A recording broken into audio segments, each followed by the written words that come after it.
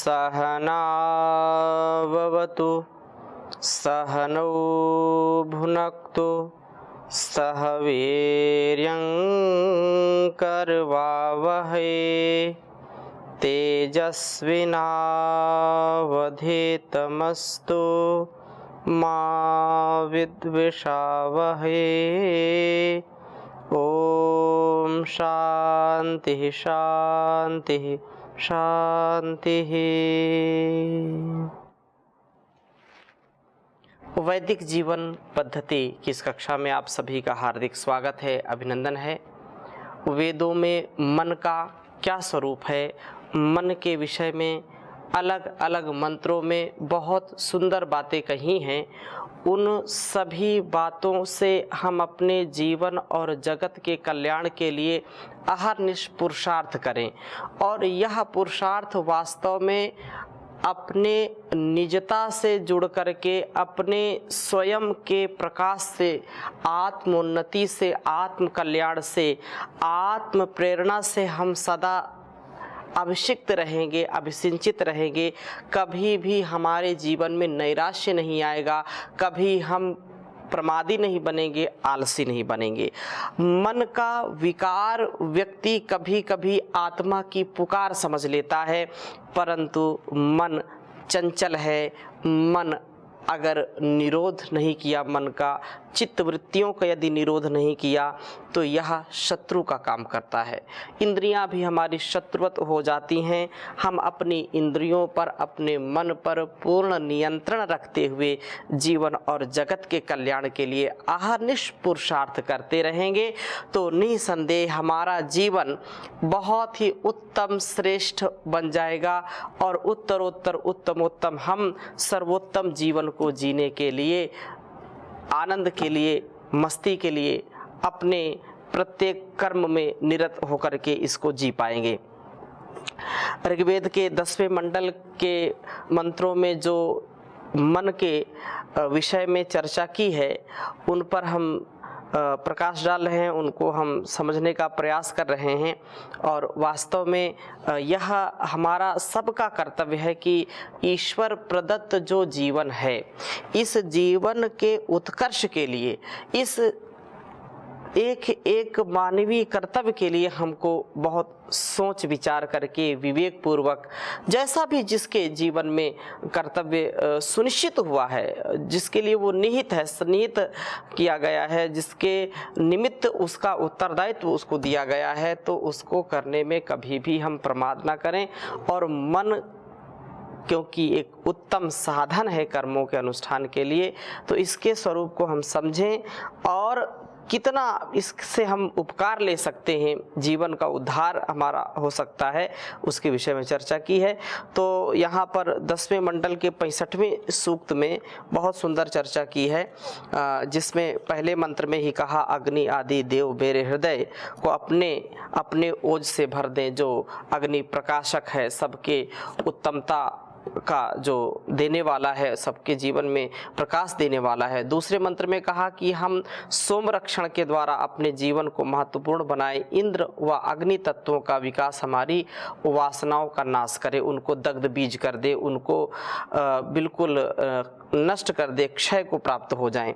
फिर तीसरे मंत्र में कहा, देवों का संपर्क हमें भी देव बनाएगा। हम महान अहिंसक व जो है नियमित जीवन वाले बन जाएंगे। हमें तेजस्विता से युक्त होना है, शरीर भी हमारा स्वस्थ हो, मस्तिष्क भी स्वस्थ हो और प्रकाश से युक्त हो, ज्ञान से युक्त हो। चौथे मंत्र में कहा, देव ज्ञान विज्ञान को धारण करते हुए मस्तिष्क व शरीर तथा हृदय की उत्तमता बनाते हैं। ये उदारता के कारण आदृत होते हैं और धनो व ज्ञान की प्रेरणा को देने वाले। देवो भूत्वा यजेत देवम। हम जब अच्छे लोगों की संगत में रहते हैं, जो देवत्व के गुणों से सदा विभूषित हैं, तो हम उनके जब संपर्क में आते हैं तो हमारे अंदर भी देवत्व का भाव आ जाता है, कुछ देने का स्वभाव बन जाता है। और यह वास्तव में हमारी जो ज्ञान इंद्रियां हैं, कर्म इंद्रियां, मन, ये भी देवता का काम करते हैं, लेकिन इनके प्रयोग में इनका हम सदुपयोग करें। और क्योंकि ये सब कुछ इस संसार के संसाधनों में इन इंद्रियों का भी बहुत बड़ा योगदान है। तो पांचवें मंत्र को आपके समक्ष में रखता हूँ, पहले लिखता हूँ फिर चर्चा करूँगा। ओम मित्राय शिक्ष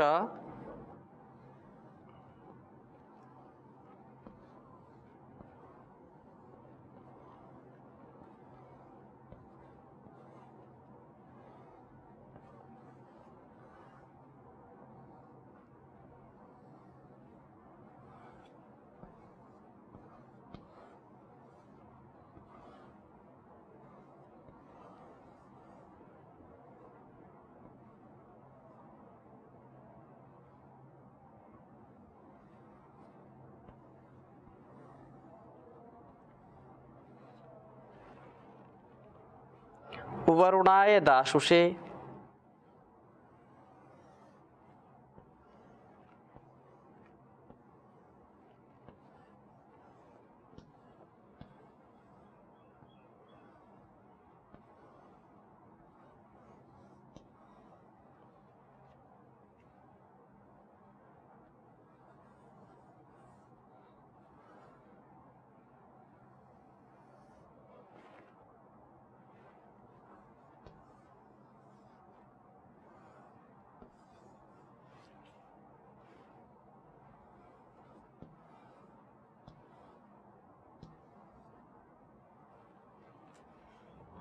या सम्राज्या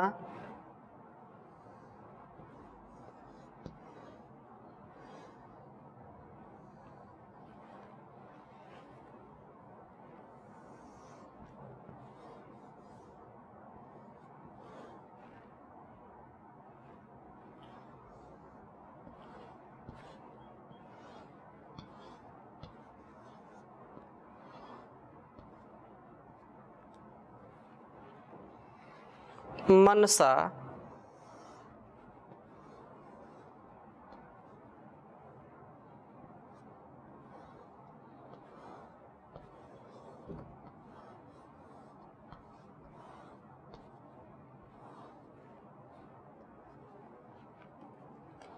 या सम्राज्या मनसा न पृच्छतः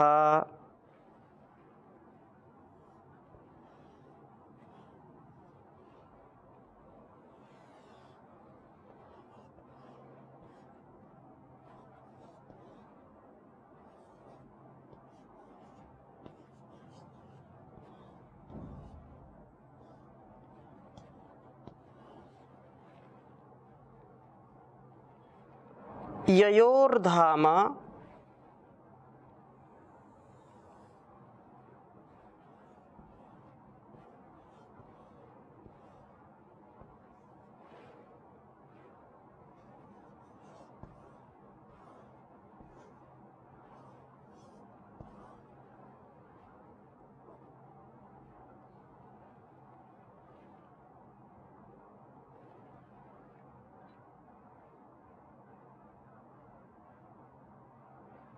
धर्मणा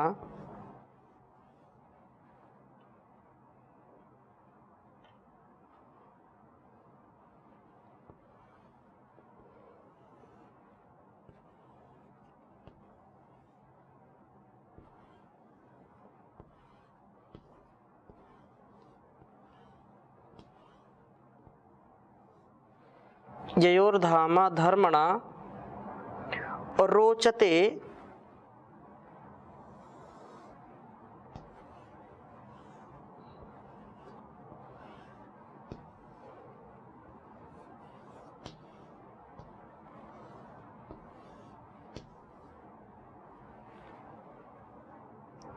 बृहद्योरुभे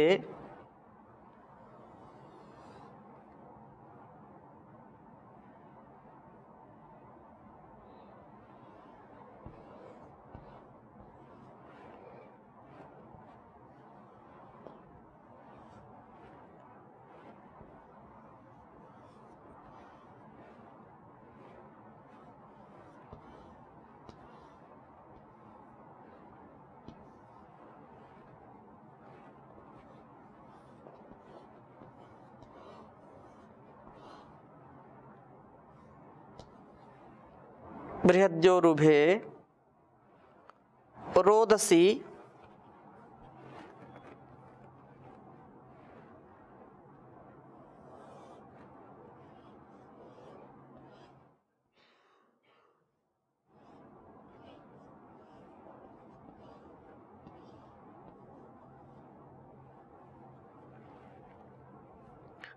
नाधसी वृतौ।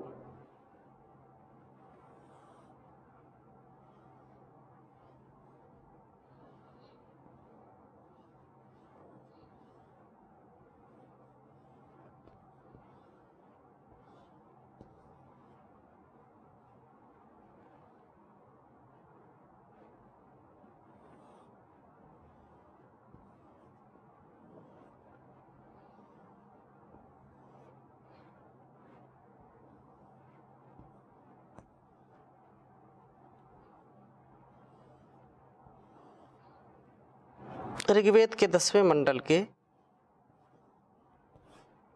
65वें सूक्त का यह 5वां मंत्र है।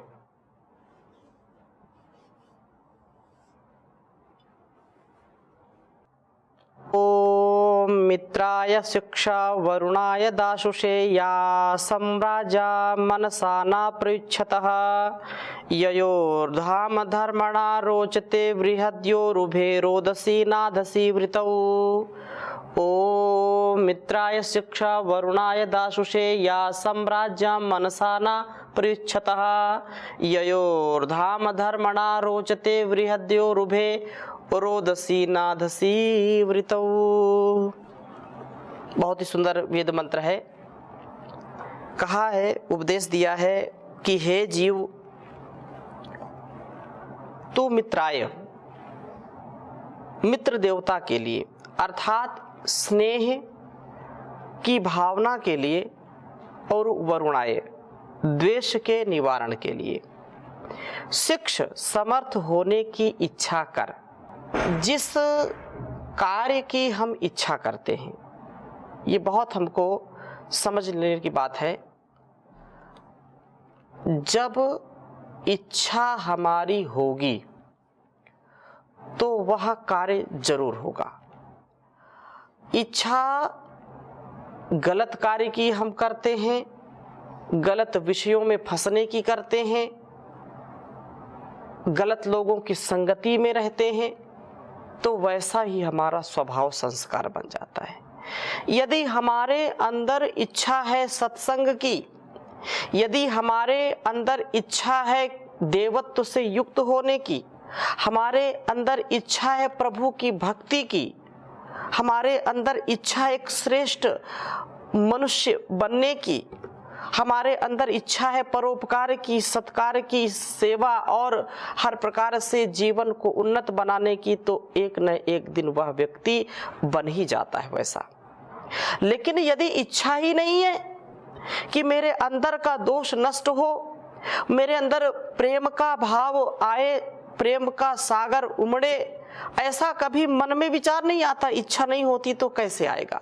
एक व्यक्ति ये है कि नहीं, मैं तो आलसी हो गया हूँ, मैं आलस्य प्रमाद में फंस गया हूँ, मुझको आलस्य दूर करना है, मुझको प्रमाद दूर करना है, मैं देर तक सोता रहता हूँ, मुझको जागना है, मुझको व्यायाम करना है, प्राणायाम करना, ध्यान करना, स्वाध्याय करना, सेवा सत्कार करना है, एक एक पल का मुझको सदुपयोग करना। यदि ऐसा भाव आए, इच्छा मन में हो, तो व्यक्ति कभी न कभी वैसा बन भी जाता है पुरुषार्थ से। लेकिन दोष वो करता रहे, ईर्षा द्वेष उसके अंदर भरता रहे, और वो कभी भी इसकी वो समझे ही नहीं कि इसको भी दूर करने का कोई उपाय हम सोचें तो कैसे उपाय दूर होगा। व्यक्ति देर तक सोता है और कभी उसके मन में आए ही नहीं, उसको ये ठीक है, जब तक सो रहे, जब जाग गए तो जाग गए। ऐसा यदि स्वभाव बन जाएगा तो कभी भी समय से सोना और समय से जागना वो कभी भी उसके स्वभाव में उतरेगा ही नहीं। कोई व्यक्ति ज्यादा क्रोध करता है, ज्यादा जो है ईर्ष्या द्वेष करता है, और उसको लगता है कि नहीं यही ठीक है, तो वो उसका स्वभाव ऐसा ही बनता चला जाएगा, कभी सुधरेगा ही नहीं। और एक के मन में यह है कि नहीं, मैं क्रोध करता हूँ, मैं लोभ करता हूँ, मेरे अंदर ये न्यूनता है, ये त्रुटि है, ये दोष है, इसको मैं दूर करूँगा। ये इच्छा होगी तो ही व्यक्ति वैसा बन पाएगा। यन मनसा मनुते तद वाचा वदति, यद वाचा वदति तद कर्मणा करोति, यद कर्मणा करोति तद अभिसंपद्यते। व्यक्ति जैसा मन से विचार करता है, इच्छा जैसी करता है, वैसा वो बोलता है, और जैसा बोलता है वैसा वो करता है, और जैसा वो करता है वैसा वो हो जाता है। इसलिए बहुत सुंदर बात यहाँ पर कही है कि वास्तव में मन में प्रीति, मित्रता का भाव और द्वेष के निवारण के लिए हमारी मन की इच्छा होनी चाहिए, हम यह प्रयत्न करें। तो यही उपदेश दिया है कि तू इस प्रयत्न को जो है सार्थक बना, तू प्रयत्न कर कि सब के प्रति तेरी स्नेह की भावना हो और किसी से भी तू द्वेष ना करे। ये मित्र और वरुण हैं माँ, जो दासुषे दासवान के लिए अपने मित्र को मित्र और वरुण के प्रति दे डालते हैं, उनके लिए साम्राज्य उत्तम दीप्ति को देने वाले स्नेह व निर्द्वेषता के कारण जीवन दीप्तिमय बनता है। और ये मित्र और वरुण अपने आराधक के हित के लिए कार्य में मनसा ना प्रयुच्छतः, मन में कभी आलस्य प्रमाद नहीं करते, क्योंकि मन का आलस्य प्रमाद ही हमारी मृत्यु लाता है। हम हर पल मृत्यु को प्राप्त होते हैं। कहा है प्रमादो मृत्यु, मृत्यु क्या है? प्रमाद ही सबसे बड़ा जो है क्षय करने वाला है, हमको नष्ट करने वाला है। मृत्यु साक्षात मृत्यु का रूप है प्रमाद। आलस्य ही मनुष्याणाम शरीरस्थो महारिपु कहा, इसको सबसे बड़ा शत्रु है आलस्य प्रमाद। इसलिए कहा कि मनसा ना प्रयुच्छता, मन से भी कभी प्रमाद नहीं करते। क्रिया से प्रमाद करने का तो प्रश्न ही नहीं उत्पन्न होता, अप्रमाद से ही अपने आराधक का कल्याण करते हैं। ये मित्र और वरुण वे हैं ययोः, जिनका धाम तेज धर्मणाधारक शक्ति से बृहद रोचते, खूब ही चमकता है। मित्र और वरुण हमारा धारण करते हैं और इनके विपरीत कटुता और क्रोध हमारी शक्तियों का ह्रास करते हैं, नाश करते हैं।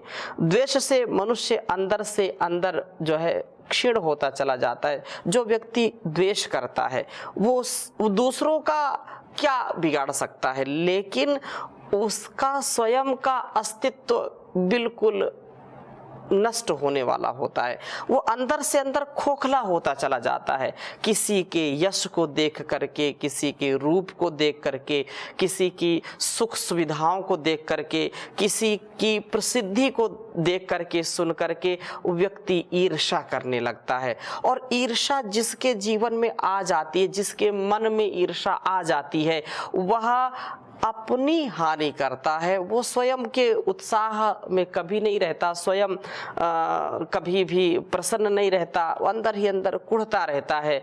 जैसे घुण लकड़ी को, अच्छी खासी लकड़ी को वो बिल्कुल नष्ट कर देता है, ऐसे ही ईर्ष्या, द्वेष, छल, कपट, अंदर का ये जो है दुर्भाव है, अंदर का ये जो दुर्गुण है, यह व्यक्ति को नष्ट कर देता है, उसकी शक्तियों का क्षय कर देता है, उसकी दिव्यता का नाश कर देता है। इसलिए कभी भी हमको किसी से भी ईर्ष्या द्वेष नहीं करनी, साधक को तो कदापि नहीं करनी चाहिए। महर्षि दयानंद कहीं पर लिखते हैं कि जो साधक हैं या जो साधना करना चाहते हैं, जो समाधि की इच्छा रखते हैं, उनको कभी भी स्वप्न में भी किसी से ईर्ष्या द्वेष नहीं करनी चाहिए, नहीं तो कभी उनकी साधना सफल नहीं हो पाती है। तो यही बात कही कि द्वेष से मनुष्य के जो दिव्य भाव है वो नष्ट हो जाता है और वो अंदर ही अंदर जल जाता है। ये मित्र और वरुण वे हैं ययो, जिनके उभय रोदसी, दोनों द्युलोक और पृथ्वीलोक अर्थात मस्तिष्क और शरीर, नाधसी ऐश्वर्य संपन्न वृत्तौ अर्थात जो है वर्तमान भवतः होते हैं। मित्र और वरुण के आराधन से मस्तिष्क ज्ञान संपन्न हो जाता है और शरीर शक्ति संपन्न हो जाता है। ईर्ष्या, द्वेष, क्रोध जो है ज्ञान और शक्ति दोनों का ही क्षय करते हैं। हम कभी भी मन में एक बार भी आलस्य प्रमाद ना लाएं। ये क्रोध आ गया, ये द्वेष हो गया, ये जो है छल कपट हो गया, ये एक बार भी मन में नहीं आना चाहिए। क्योंकि मन का यदि हमने नियमन नहीं किया और मन हमारा गलत इच्छाओं को, गलत धारणाओं को यदि अपना लेता है तो कभी भी वह उत्तम नहीं बन पाता है। इसलिए हम अपने जीवन और जगत के कल्याण के लिए काम करें। क्योंकि मन जो है ये योद्धा भी बना देता है और मन बिल्कुल अपने आप को धराशायी भी कर देता है। इसलिए पापी मन सोवे पड़ा, उठ जाग धर्म पहचान। ये कभी तन्मय मनः शिव संकल्प की बात है, लेकिन इसको यदि आपने ध्यान नहीं दिया तो यह देवत्व के स्थान पर असुरत्व को अपना लेता है। यह बहुत ही हमको गर्त की ओर ले जाता है। इसलिए कहा है पापी मन सोवे पड़ा, उठ जाग धर्म पहचान। मुश्किल से यह देह थी पाई, सो अब तू सोए गवाई। तज गफलत नादान, पापी मन सोवे पड़ा, उठ जाग धर्म पहचान। गया वक्त फिर हाथ न आवे, पीछे से तू क्यों पछतावे। गया वक्त फिर हाथ न आवे, पीछे से तू क्यों पछतावे।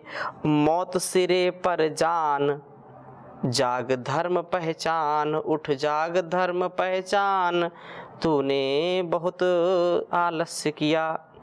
अर्जुन भीम से योद्धा भारी, जिनसे कांपी ये भुवि सारी। अर्जुन भीम से योद्धा भारी, जिनसे कांपी थी भुवि सारी। कहाँ है कहाँ कर तू ध्यान, उठ जाग धर्म पहचान। उठ जाग धर्म पहचान। मात पिता दारा सुत जोई, धन दौलत और लश्कर कोई। इनका क्या अभिमान, उठ जाग धर्म पहचान। उठ जाग धर्म पहचान जी तू, उठ जाग धर्म पहचान। मनुष्य देह को नाव बना ले, कर्म धर्म का चप्पू चला ले। मनुष्य देह को नाव बना ले, कर्म धर्म को चप्पू लगा ले। ओ जल्दी करना दान, उठ जाग धर्म पहचान। उठ जाग धर्म पहचान, तज गफलत नादान। सिर पर मौत को जान, कहाँ है तेरा ध्यान। मत कर तू अभिमान, उठ जाग धर्म पहचान। तो जाग करके हम नेकी करें, और जब इस प्रकार से जीवन और जगत का हम कल्याण करना चाहेंगे तो हम क्यों इन कुसंग में, दुर्गुणों में, दुर्व्यसनों में फंसेंगे। इसलिए कहा है कि मनवा तू क्यों फिरता लिए, पाप की गठरिया। विषय विकारों में फंस करके खोए क्यों उमरिया। मनवा तू क्यों फिरता लिए, पापों की गठरिया। विषय विकारों में फंस करके खोए क्यों उमरिया। बड़े भाग से नर तन पाया, क्या तुझको मालूम नहीं। प्रभु भजन में मन नहीं लागे, क्या यह तेरी भूल नहीं। बड़े भाग से नर तन पाया, क्या यह तुझको मालूम नहीं। प्रभु भजन में मन नहीं लागे, क्या यह तेरी भूल नहीं।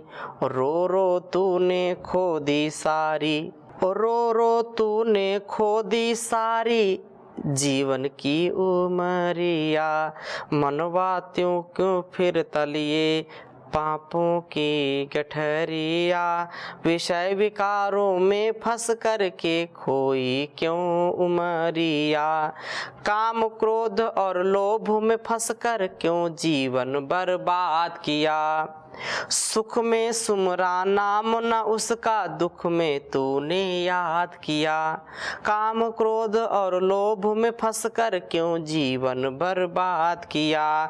सुख में सुमरा नाम न उसका, दुख में तूने याद किया। इसीलिए तू काट रहा है, इसीलिए तू काट रहा है 84 चकरिया, मनवा तू क्यों फिर तलिए पापों की गठरिया, पापों की गठरिया।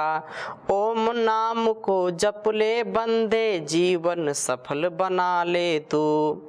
ओम नाम को जप ले बंदे, जीवन सफल बना ले तू। अगर ईश्वर को पाना तूने, मन मंदिर में पाले तू।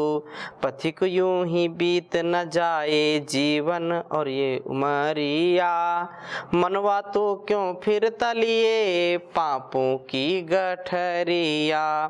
बंदा विषय विकारों में फंस कर के खोए क्यों उमरिया, मनव तू क्यों लिए फिरता पापों की गठरिया। तो मन का जो निर्मल स्वभाव है, मन में जो